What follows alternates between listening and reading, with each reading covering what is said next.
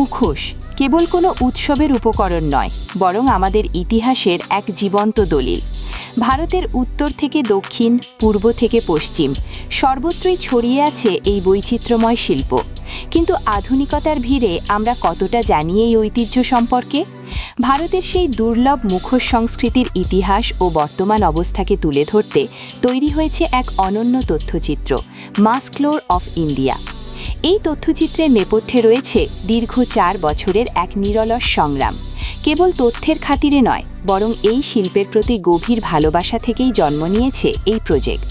শুরুর দিকে পশ্চিমবঙ্গের মুখোশ নিয়ে কাজ শুরু হলেও পরে তা ছড়িয়ে পড়ে গোটা ভারতে। দীর্ঘ 1 বছরের নিবিড় গবেষণা এবং টানা 3 বছর ভারতের এক প্রান্ত থেকে অন্য প্রান্তে ঘুরে বেড়ানোর পর উঠে এসেছে অজানা সব তথ্য।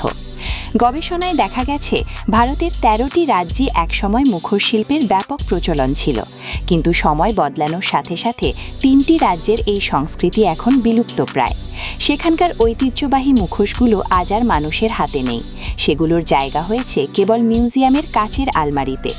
বাকি 10টি রাজ্যের আদিবাসী ও লোকজ মুখোশের বর্তমান অবস্থা এবং শিল্পীদের জীবনযাত্রা এই তথ্যচিত্রে সুনিপুণভাবে ফুটিয়ে তোলা হয়েছে।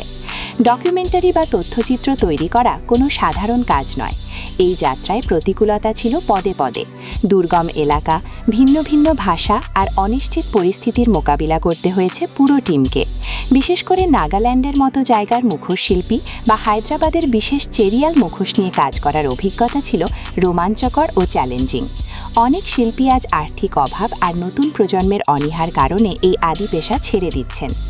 আমাদের পরবর্তী প্রজন্মের কাছে নিজেদের শিকড় আর সংস্কৃতির বার্তা পৌঁছে দেওয়াই এই কাজের মূল উদ্দেশ্য।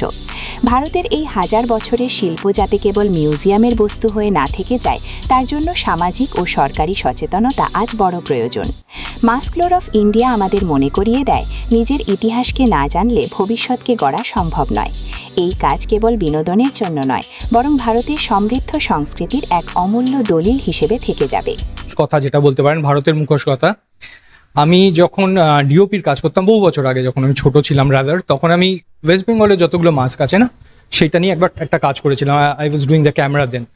সো খুব ইন্টারেস্টিং লেগেছিল, মুখোশ জিনিসটা আমার কাছে খুব ইন্টারেস্টিং। সো তারপরে টাইম চলে যায়, I grew up, became a director.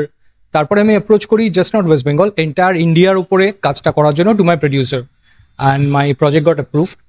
তারপরে আমি এটা শুরু করি। ইট টুক মি 4 years, 1 বছর রিসার্চ আর 3 বছর শুটিং। অল ওভার ইন্ডিয়া আমরা ট্রাভেল করেছি।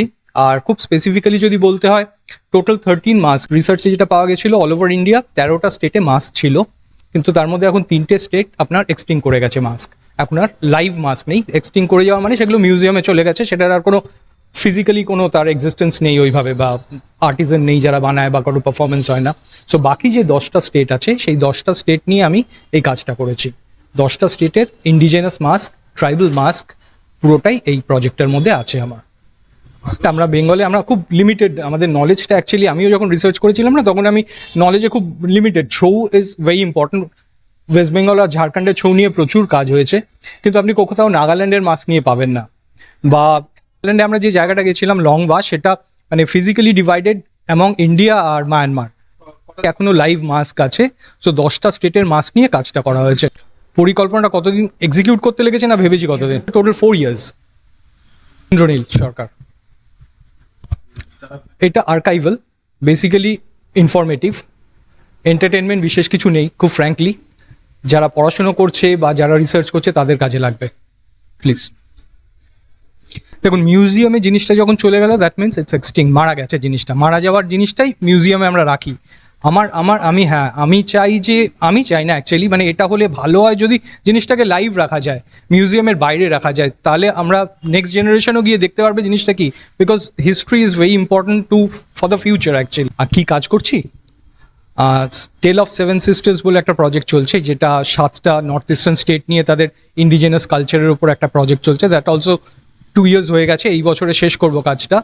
আর 2 বলে একটা সিনে পোয়েট্রি করছি, দ্যাট ইজ অন 2 poets, তাদের পোয়েট্রি আর রিয়েল লাইফ ক্যারেক্টার দুজনকে নিয়ে কাজটা। তো শুরু থেকেই আমার কাজটা একদম প্রথম দিন যেদিন থেকে একদম কনসেপচুয়ালাইজেশন হয়, সেদিন থেকেই আমার কাজটা শুরু হয়। দ্য ফার্স্ট পার্ট, মানে from the research work to assisting Indranil, full coordination everything, কোথায় যাওয়া হবে, ইটস মাই জব। আর ক্রিয়েটিভ পার্টটাতেও ইনপুটস থাকে। একটাই জিনিস বলতে পারবো, বলবো মাস্ক লর অফ ইন্ডিয়া করতে গিয়ে মানে হিউজ এক্সপিরিয়েন্স হয়েছিল আমাদের। অনেক সময় মুশকিল, ডকুমেন্টারির ক্ষেত্রে যেটা হয়, কিছু আনসার্টেন জায়গায় আমাদের যে মানে আনসার্টেন সিচুয়েশনে আমরা পড়ি, কি ওখান থেকে বেরিয়ে আসা বা ট্যাকল করে শ্যুটটাকে কমপ্লিট করা। Documentary film is a totally different ball game, কেননা আমরা জানি না, অনেক সময় আমরা জানি না যে কোথায় গিয়ে পড়বো, কিভাবে কমিউনিকেট করব। ল্যাঙ্গুয়েজ যেহেতু অ্যাক্রস ইন্ডিয়া হয়, অনেক জায়গায় হয় ল্যাঙ্গুয়েজ প্রবলেমস হয়, সেগুলো কাটিয়ে বেরোতে হয়।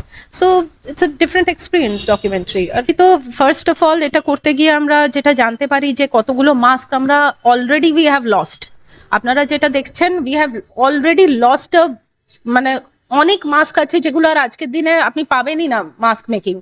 মানে স্পেশালি আমরা যখন হায়দ্রাবাদে চেরিয়াল যে মাস্কটা, একটা ফ্যামিলি আছে, একটা গ্রাম আছে যেখানে হয়তো এর পরে কিছু বছর পরে হয়তো মাস্কটা তৈরিও হবে না, কেননা লেগাসিটা বহন করে নিয়ে যাওয়ার লোক নেই। মানুষ অন্যভাবে অন্য ফিল্ডে চলে যাচ্ছে, ফিল্ডস চেঞ্জ করছে, বিভিন্ন কারণেও হচ্ছে সেটা।